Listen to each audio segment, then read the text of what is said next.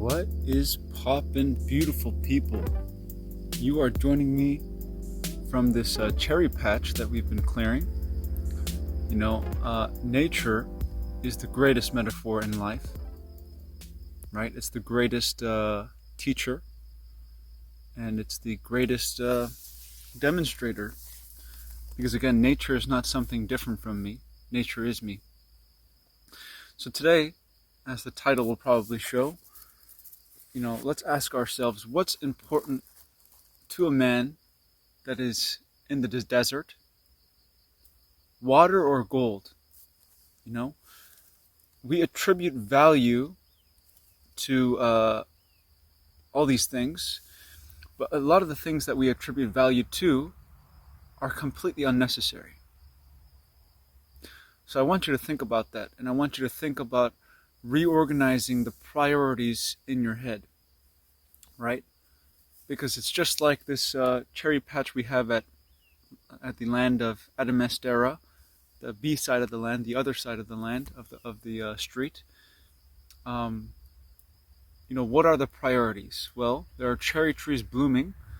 There's a bunch of other trees, like these ones that have been drying out, that are, blocking out the sun, that are in the way of picking the trees. So, there should be a natural action that arises when there is a need or a issue or a problem that needs to be dealt with. And now we can sit back, complain, and think and talk about what to do with it, or we can act. And that's again why we have to reevaluate and prioritize what is really important. So again, if you're deserted in the middle of nowhere and you're dehydrated and you have a gold coin, chances are you're going to trade that gold coin if someone walks by with water. That's how valuable water will be to you. Now let's put this into perspective. We are entering a brave new world, even if it's not as gruesome, or maybe it's more gruesome than we think it's going to be, where, and you can already see it in the markets, and the price is going up and all this kind of stuff, where food is going to be scarce, at least to those who are going to be organic, those who are not going to kowtow to the system.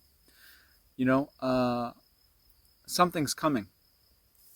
And we went to a market yesterday, and what I saw in that market was all these people that say they love freedom, but still something is missing. There's a certain sense of dis-ease within them, whether it's the food, whether it's the lifestyle, whether it's the choices of who they surround themselves with, but I'm thinking, just like in these works like Divergent and Hunger Games and all this kind of stuff, we're going to have to work together. Because again, it's us against the system, which is, the system is ourselves, right? The system is what we have created, right? This lifestyle away from that which is natural, right? With the police, with the psych wards, with the doctors, with the hospitals, with the prisons, with the, all of these things, with the medicines, with the artificial chemicals, with the GMOs, right? Different from hybrid GMOs. All of these things are us, are products of us.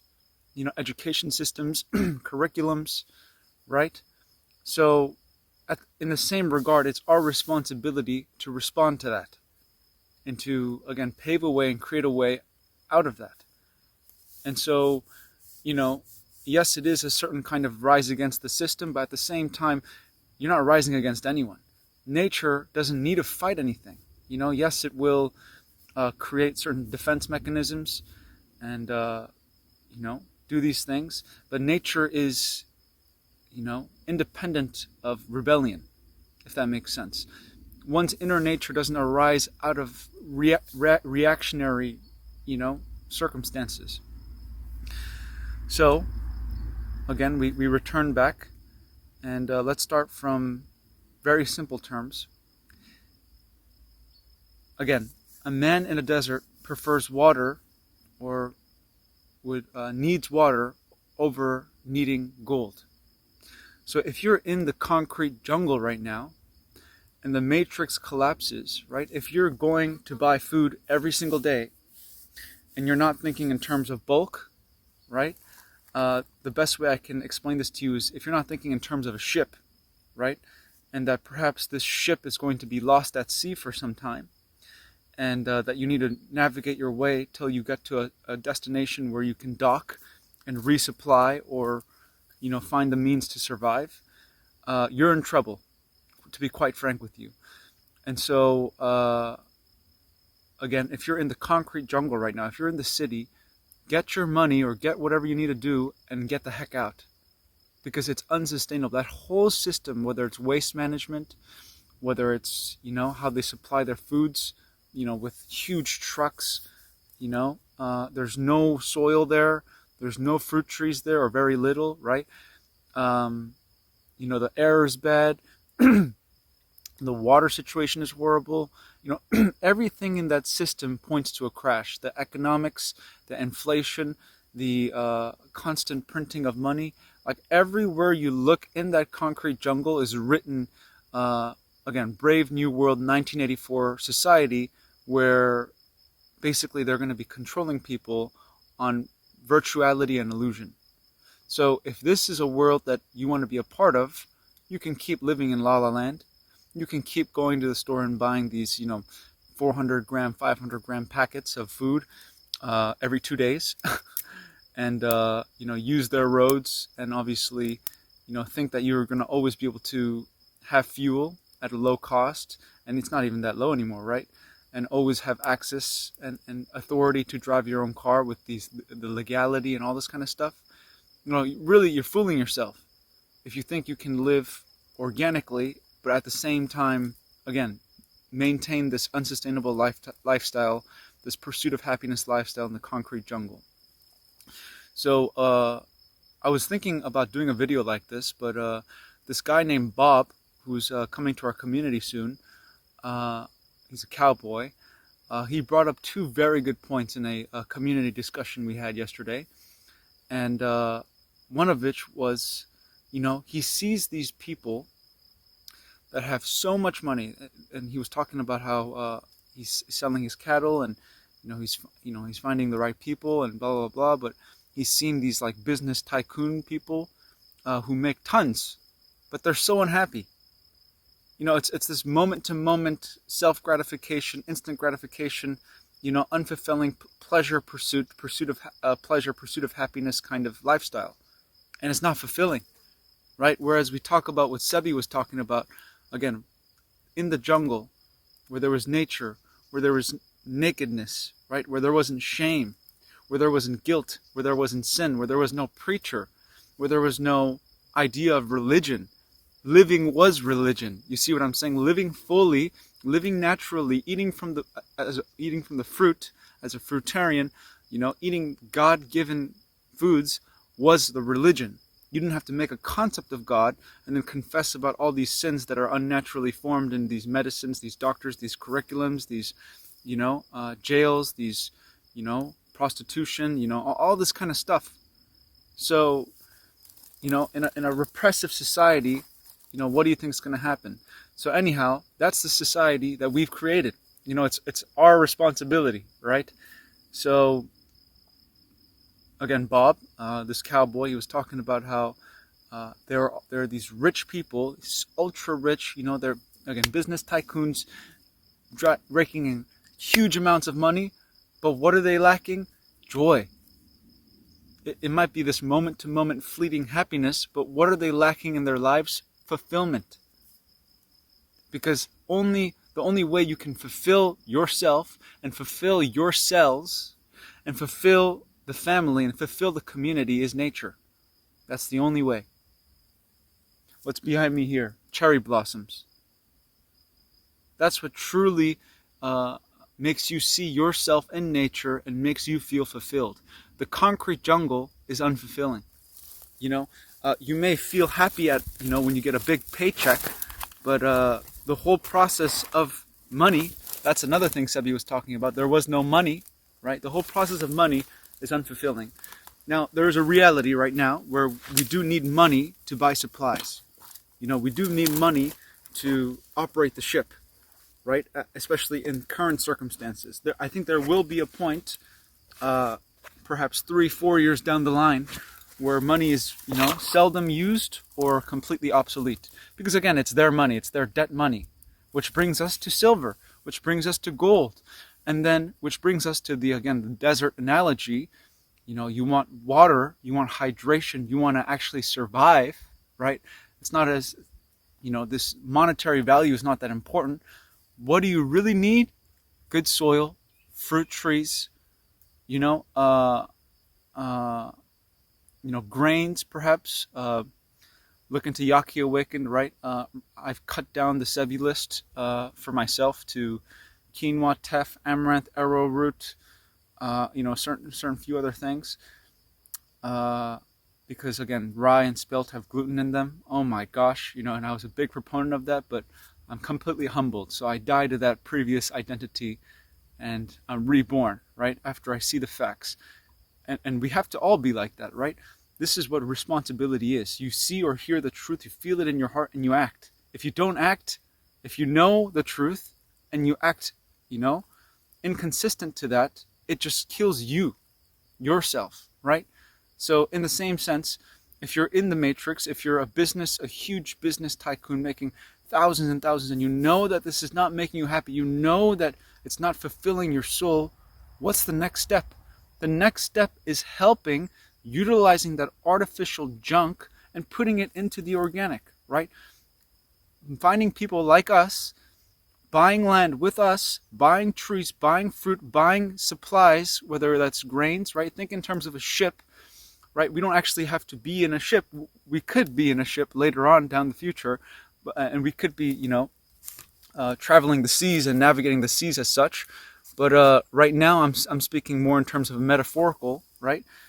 If you're traveling to a destination which is a land without money, a land without police, a land without government, a land without medicine, a land without pharmaceutical, a land without jails, a land without prisons, a land without psych wards, a land without prostitution, a land without shame, a land without guilt, a land without the pursuit of pleasure, right? Then, again, you should be thinking in terms of fueling the organic electric race, right? Fueling the alkaline electric movement, again, which means help people like us. And, that's actually another thing Bob was talking about. I mean, it's amazing. He's just changing 180 degrees, he's having like a complete revolution in his mind when before he was just thinking work, be an asshole to my wife, live the American dream, you know what I mean?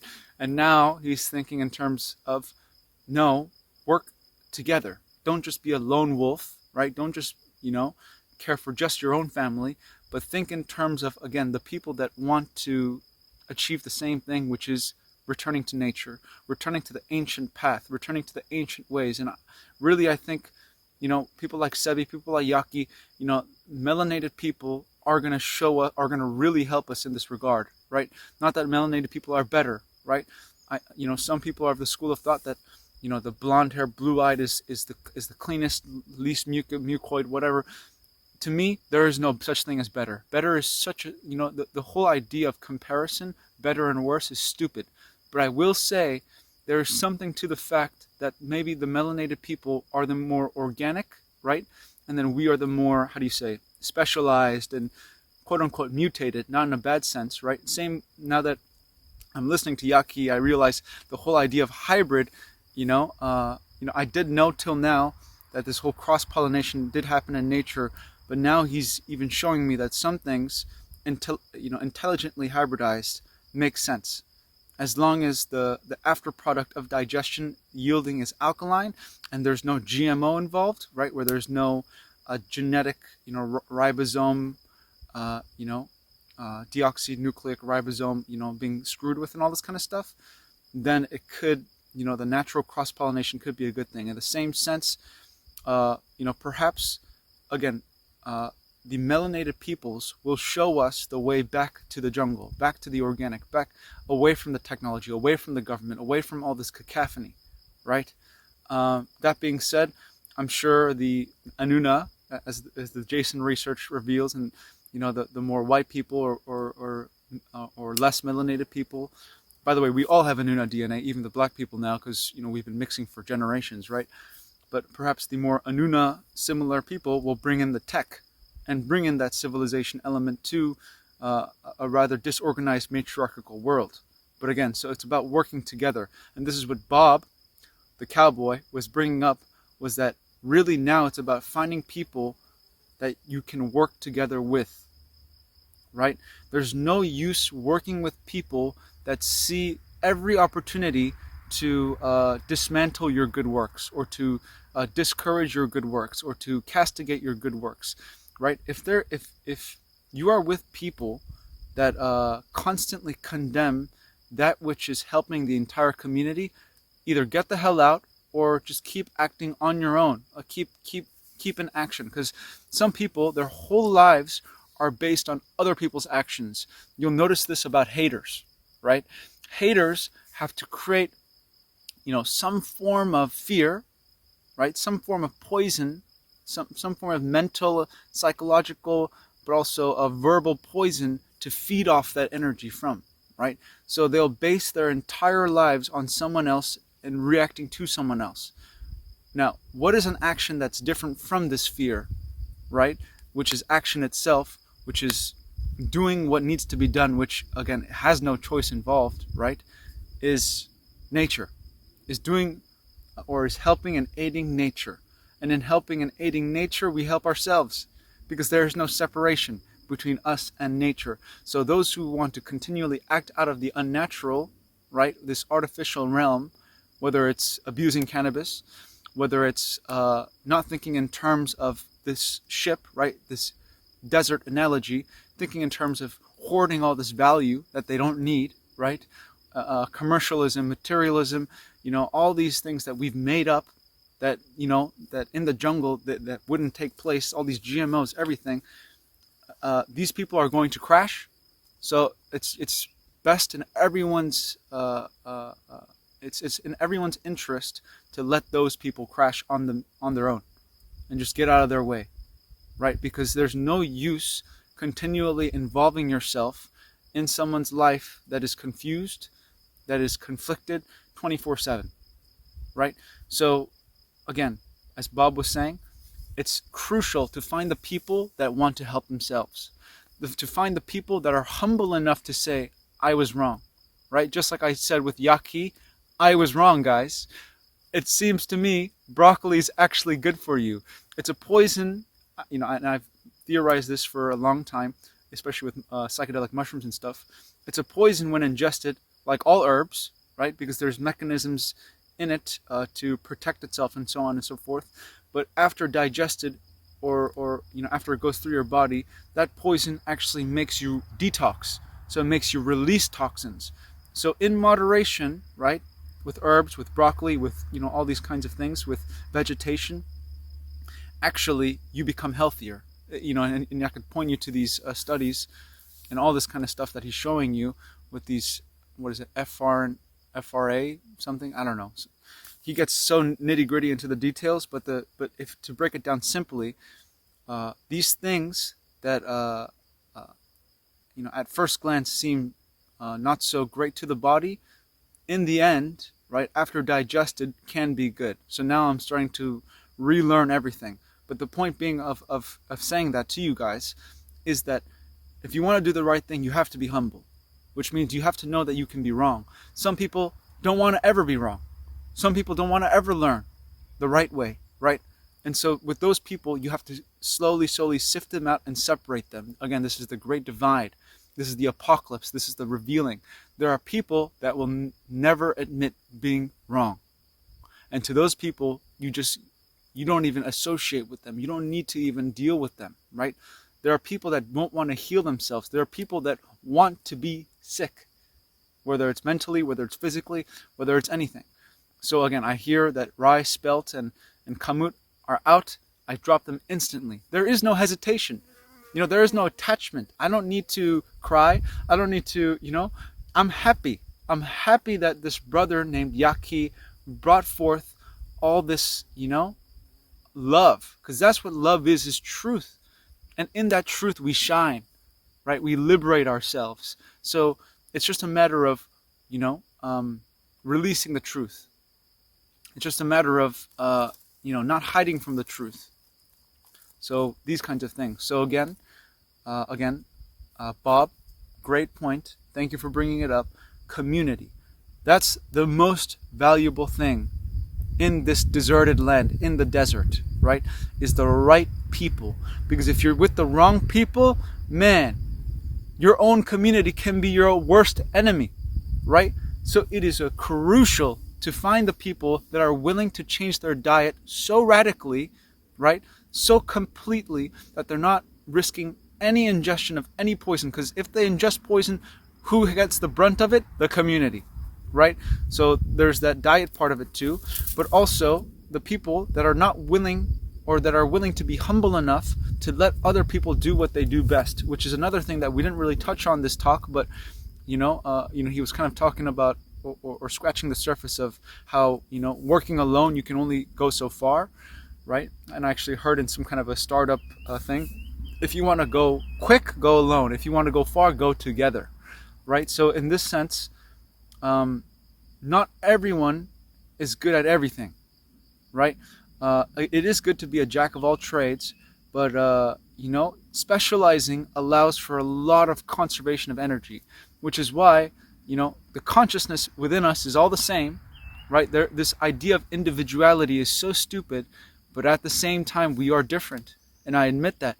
Some people have brown skin, some people have white skin, some people are tall, some people are short, some people are long, some people are, stout, whatever it is. We have different skills. Some people are good with technology, some people are good with working with the land. And so in not seeing this as conflict, and not seeing difference as conflict, and actually seeing the unity that underlies indifference, you're able to collect and see and find the best people, right? The people that are not always going to look in terms of he's doing more work than me, he's doing less work than me, I'm better than him, I'm worse than him, I'm more black than him, I'm more white than him, whatever it is. I'm more yellow than him, I'm more red than him, I'm more pink, I'm more, purple, whatever it is. So finding the right type of people is so important, folks. So there's community. That's probably the most important thing, is the right type of people, right? Because, I'll talk about this land a bit, the Adamastera land. Right now, we're talking in terms of settling down here, but if we're not attached, right? If we find a better land that's more fertile, that's better for plants, that's better for nature, all of these things, we go there, so we keep our options open, right? Because again, as long as you have the right people, you can go anywhere. You can make paradise anywhere. But if you have the wrong people, you can make hell anywhere, right? No matter how far into nature you go, you can still bring the elements of the control system, the control matrix, the constant conflict, fear, authority producing system in your mind, right? And this conforming and this accepting and this denying and all this kind of stuff, right? And then religion starts all over again as a process of thought, as a process of thinking. So to go somewhere free of thinking, to go somewhere to paradise, to go somewhere in nature, to go somewhere where humility is, you need to take humble people. So like I was saying with the Azores video, right now we're looking for the scouts, and we're looking for the people that want to help the scouts, because they see and they realize the responsibility of helping the pioneers that are going to bring in and actually open the portal for those, right, to leave and exit the Matrix. Just like we saw in those late Matrix films, the crew just gets bigger and bigger. It starts with just Trinity and Morpheus not going anywhere because they don't have Neo. They get Neo, so they become the One and they become the Trinity. And then suddenly there's more and more people that are awakened, that see what Neo has done and all this kind of stuff. And then it gets bigger and bigger. But you again see in Io and Zion that there's still the element of the Matrix outside of the Matrix, because people are always going to be controlled within their own minds, even if they're not physically controlled within the system.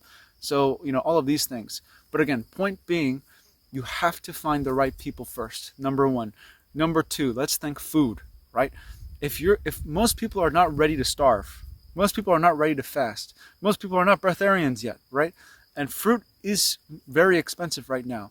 So again, with the Adamastera property, we're thinking 2-3 years down the line, maybe four to 6, or even 7 to 10 when it comes to date palms and all this kind of stuff. We're thinking that we need to acquire, for instance, like quinoa, garbanzo, the grains that Yaki approves, right? What do you call it?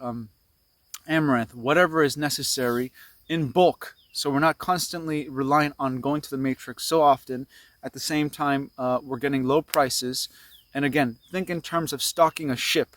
I'm sure the literal ship will come, but again, there's a relationship with nature. There's a citizenship within the community. There's a ship involved. And so what is that ship? What is that exchange? Again, we need to think in terms of, again, some people are not ready to fast. I don't think I'm ready to go on a full-on fast yet. I can go on full fruit. I can go on, grains if necessary, but I don't think I'm ready for a fast just yet. So until we get to that point where the fruit trees are plentiful, right, where we can be actually completely self-sustainable without the matrix system, without money, with just bartering, we have to think in these ship terms, right? So when a crew travels from, let's say, Britain to America, right, they need to have enough food on board. They need to have enough water on board.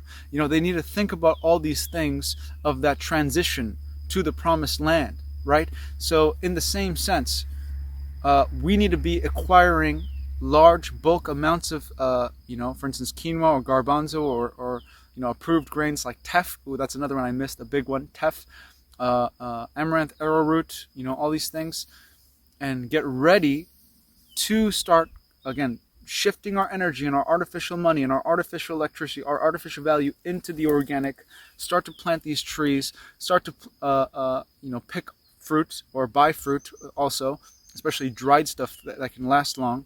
For instance, figs. We're going to be picking so many figs this season and just dry them so we have them as storage and we can just keep eating them and sell some as well.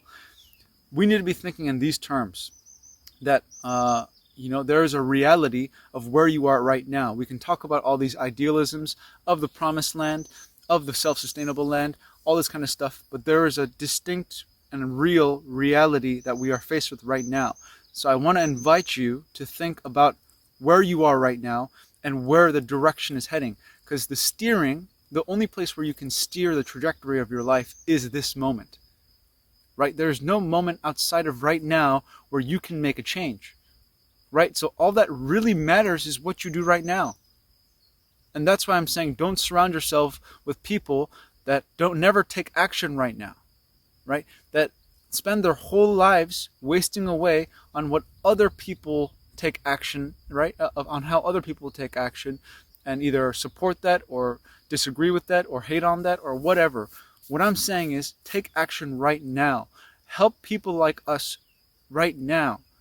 Find organic solutions with us. Find, like wells with us. Find fruit trees with us. Find the right climate with us. Find land with good soil with us. Find and help us, support us now. Because that is what's going to really make the difference. That's what's going to give us the push of, again, the Israelites. We are the real Israelites. We are the 12 tribes or the 13 tribes, right? We are the people of God. And the people of God must act now with response, ability, right? We are able in response. So if you're not ready to respond, you're not ready for community. And so again, the community must be of those people that are ready to respond to anything. Even if it means suddenly Adamastera land doesn't work out, suddenly Portugal doesn't work out, suddenly we go to Africa, suddenly we go to Azores, we have to be ready for anything. So let us all, I invite everyone to think in terms of let's be ready for anything.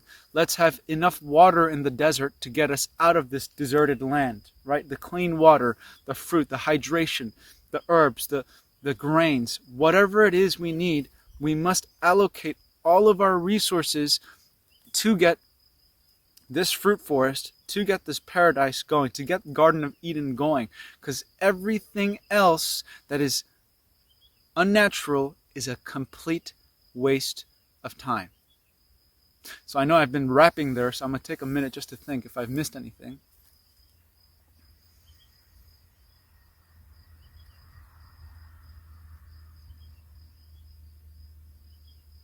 Yeah, let that soak in.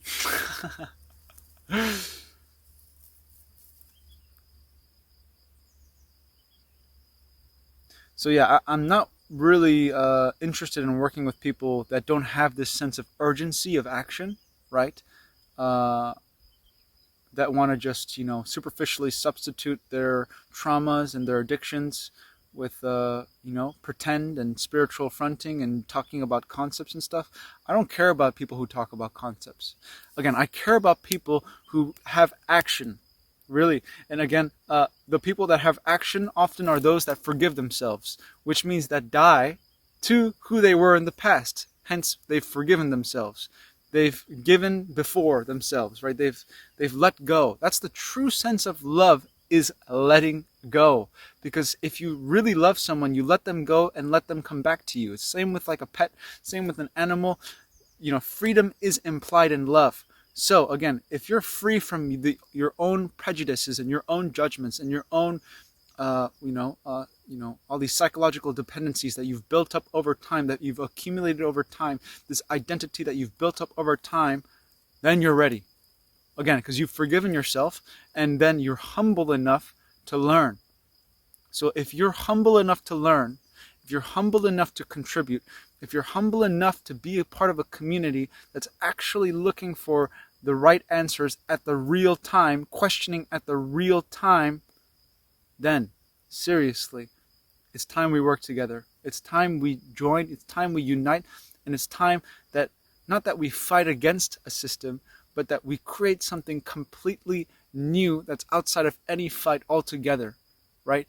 Again, peace will respond in a time of violence. Peace will respond to that violence, but peace is completely unrelated to violence. Peace doesn't arise out of violence. This is what you have to get out of your head, right? If you're constantly thinking of opposer opposed, right, thinker and thought, right, I'm separate from my thought, you're going to be in conflict for the rest of your life. I am the thought. I am both the opposer and the opposed. And in seeing that futility of opposition, of opposing any system, then a new blossoming, a new system arises, a new system takes place, which is natural. Any opposition, any conflict is entirely unnatural. Any disease is entirely unnatural and illusory, right? Yes, the illusion is very real for some people, right? The concrete jungle lifestyle is very real for some people, but we have to realize that this fake pretend society is reality, right? And so in the same sense, if we see that, if we know that, and we know that that's obviously unsustainable, the sustainable society must come into place naturally, with intuition, without a choice, without effort, right? Because it's love. Love is not an effort, right? There is no effort in love. So if I really love myself, if I really love the community, we'll do what we have to do, and we'll be okay. Because again, in love, there's no fear. So how can you be dragged down if you're not fearful, right? The people that will be dragged down with that unsustainable system are fueled by fear, are fueled by, I need to make this much money. I need to go and hustle. I need to exploit people. I need to, say that I'm treating people and actually kill these people. So think in terms of that too, that this movement, this community cannot be a community that arises out of rebellion or opposition. Not that we can't take action to defend ourselves, not that we can't, take the adequate response when we are attacked, so on and so forth, but our movement is completely unarising or not arising from opposition, from conflict, from confusion, from choice. Because we don't have a choice but to return to nature, we examine the facts. So I'll end it there. So, and right before I end it again, think in terms of, when you're in a desert, are you going to buy silver? Are you going to buy gold? Or do you want water? Right? Are you going to constantly be thinking in terms of money, or are you going to get the money, get the bag from the matrix and put it into trees, put it into land, put it into soil, put it into food, put it into grains, put it where you know, right, that the ship will get to the promised land. So let's examine these relationships and stop pretending to be spiritual.